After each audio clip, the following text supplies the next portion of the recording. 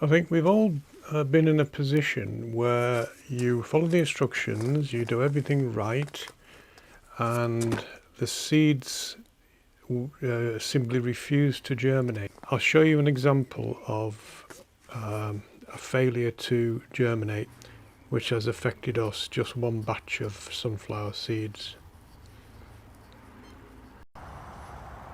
So a month ago I planted some sunflower seeds. This is the way I do it. I plant them in small pots and then transplant them out.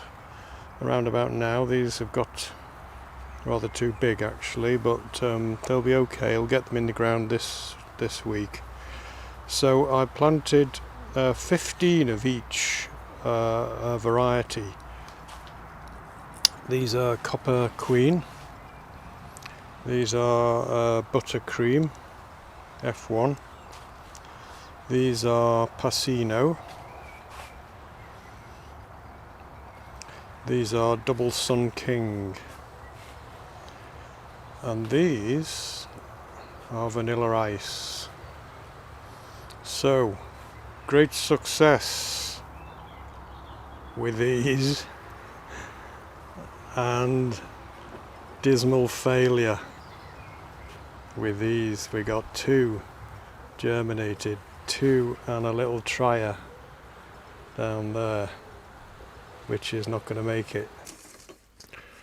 So when this happens, there's a sort of trick. I hate calling it a trick, but there's something you can do which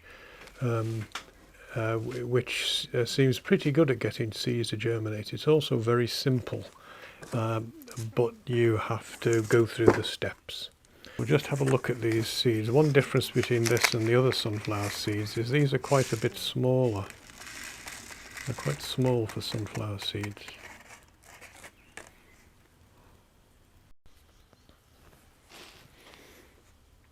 Here they are. So what you can try is to use some kitchen roll.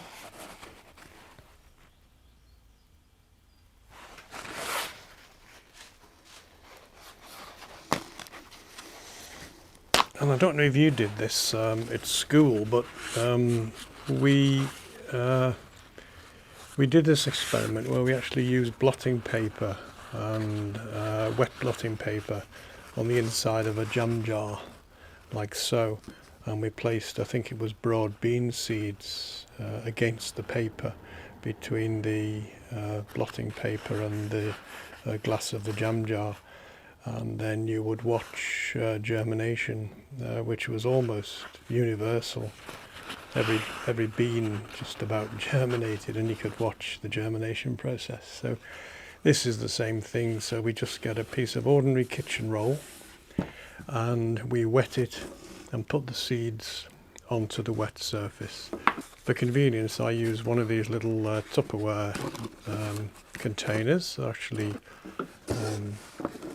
takeaway food containers. I will wet it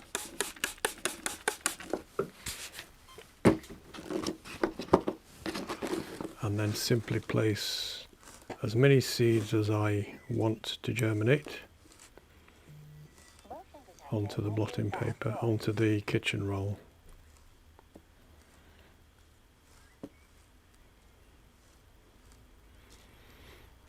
And I'm going to show you what happens in the next stage, because we've got some that we put onto the kitchen roll just over a week ago.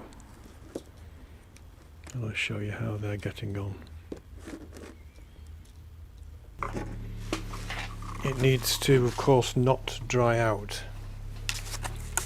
And it's a matter of judgment as to how much water you put in there, because you don't want them sat in water as such. It seems to be much better to have them on the surface, which is wet, which will allow plenty of oxygen, some water, and I'm going to put it on the propagation mat at 20 degrees centigrade. So there's your heat. So to germinate, most seeds will require water, heat and oxygen, and if it has those 3 things, then that will trigger germination in most cases. Some seeds require preconditioning, for instance, a period in cold storage, or some seeds need to be in the dark to germinate, limonium for instance. So follow any instructions such as that as best you can. So if these needed to be in the dark, then you would make sure that they were inside a box or something to keep the light away.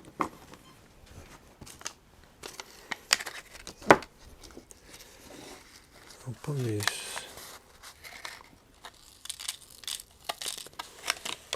back and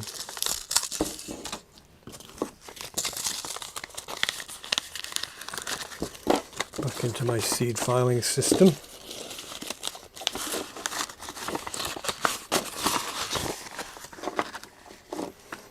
I always make a note when I start seeds off. So today is the 29th, I think. And we've done 20 and we're in a tray. So that's my record. Now this will need to be sealed so that it doesn't lose moisture. So you could just put the Tupperware or the plastic box top on and make sure it's sealed all the way around. But as an extra little thing, I have these little sheets of plastic bubble wrap which is free in packaging of all sorts, and I just lay that very, very loosely over the top, which prevents too much evaporation.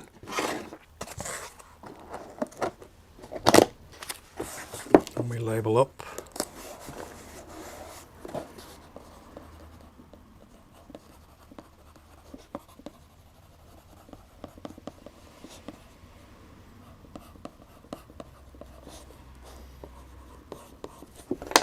And I simply place this on the propagating mat now and check every couple of days that it's not drying out and that things are looking okay, and expect germination in about a week. And here are the ones: vanilla ice, sunflower, which I set off 1 week and a day ago. And you can see what's happening here now.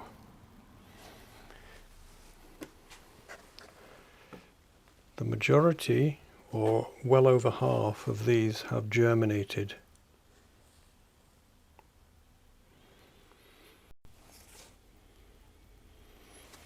So I've zoomed right in, and now we can see what each and every one of these seeds is doing.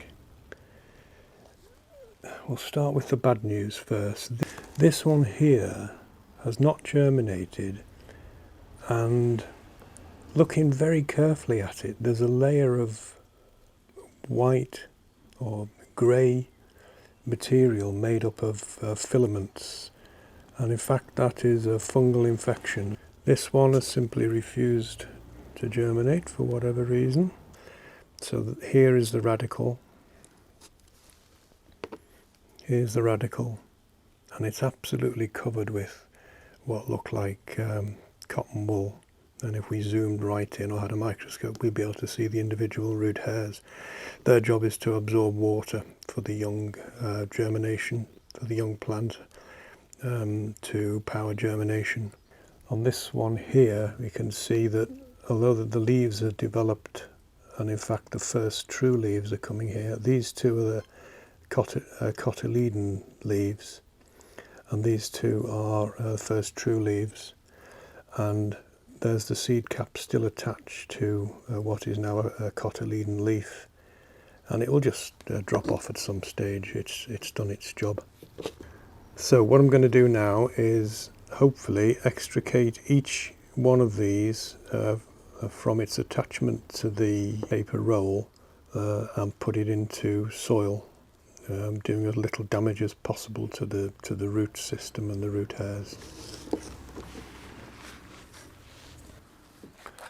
So here is the first pot, which I prepared earlier, but crucially I've sifted it, I've sifted it to get rid of any lumps, because these are they're pretty fine structures, and the less trauma they get during this transfer process, the better. So what I don't want to do is to mess up the root hairs here,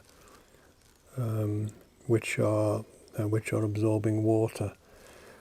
So what I'll do is I'll make a hole just big enough to take the plume, the radicle and the root hairs, without traumatizing. So I've got Grandad's Bradall here, which I reckon will be just about right for making the right shaped hole. I sterilise it.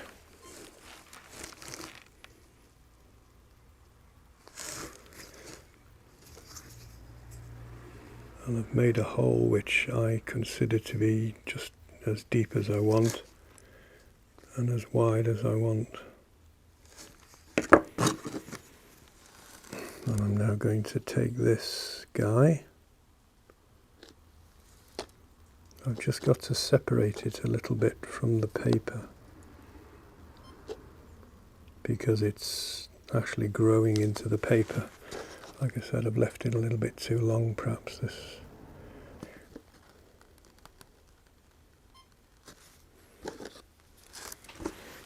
Okay, my hole has to be quite a bit bigger. And here we go, holding it by the cotyledonous leaf.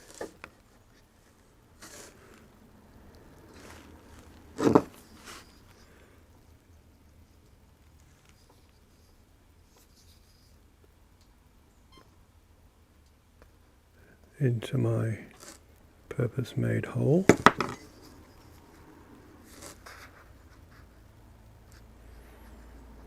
And with as little trauma as possible, try to get it seated and immediately put it in the water.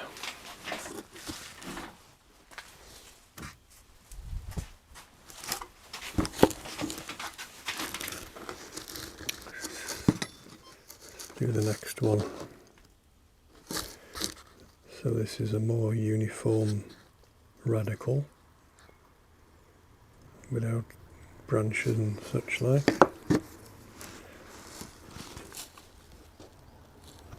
Cotyledonous leaf.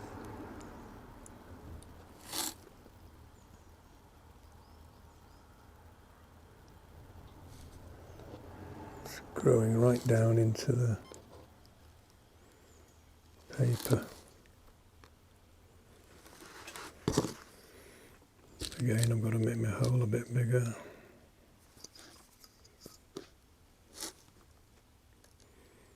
It's taken some paper with it, hasn't it? But I hope that will be okay.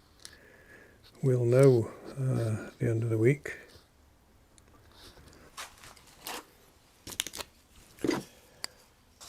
So I think we can speed up a bit now. We've got the idea.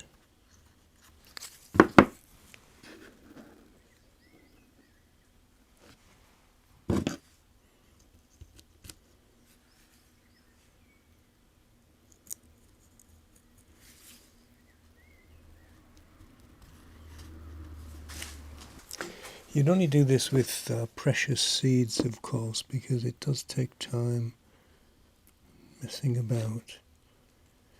So I've got all my sunflowers doing really nicely, except these which didn't germinate, so it's worth a bit of effort to try to get them to work. I also don't know why they didn't germinate, so if I set up another batch under the same conditions, I'm likely to get the same result, no germination. I'll put these back now and see what that's like in another few days for doing the rest. So 3 weeks ago I had the same problem with helichrysum, getting helichrysum to germinate. Very, very poor germination rate. Tried 3 or 4 different methods of getting them to germinate, and although a few did and are now growing on nicely, I need some more, and I wasn't going to waste time repeating what was a poor outcome. So I tried the this method using paper roll, and they did very much better. So that was 3 weeks ago, and I transferred them from the paper roll into small seed blocks. They were very small, little germinating plants, and in order to make the transfer as little trauma as possible, I made tiny little holes in these seed blocks and transferred them just like I demonstrated with the sunflower, but these were much more delicate. So they've grown on fairly nicely now in the seed blocks, and it's time to transfer them out into the final, sorry, not the final home, but into a bigger pot. So I've got this contraption which makes just the right size hole in my pot to take the small seed block. So I'll just make my holes.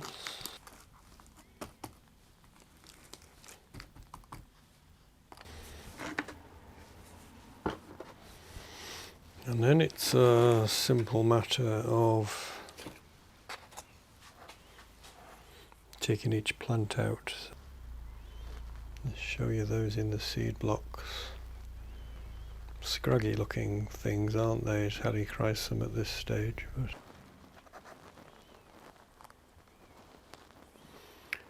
you can see the roots. See the roots just coming out through the edge of the seed block there. Hopefully you can see that. And they just go nicely into the hole. So that was white. These three are white.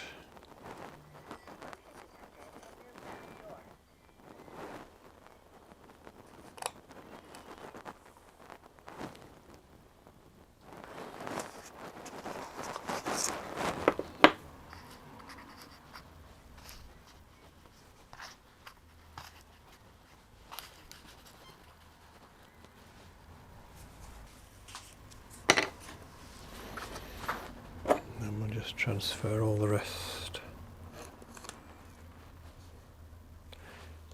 Nicely, see the roots there, nicely coming out.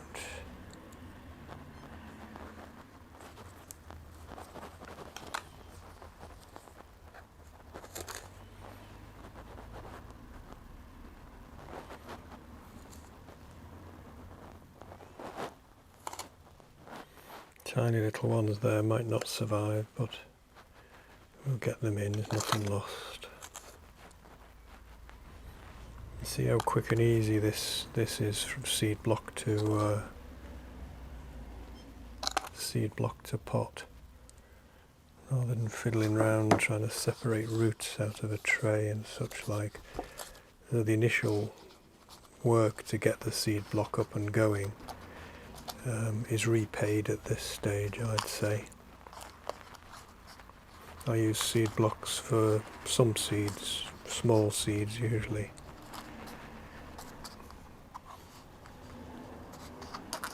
And seeds where I'd like to watch the progress, so seed blocks you can see germination because that's on top of the block rather than underneath the soil.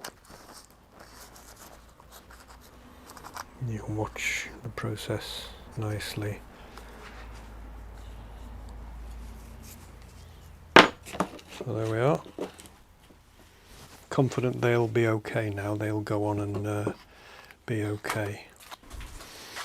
So again, I'll say use this method for really troublesome seeds which are precious plants, and germination rate much better than I've found is much better than sowing in any other way, but you do have that initial issue of transferring from the paper roll germination into the next stage. So thank you very much for watching, and I hope you found that useful, and I hope to see you again.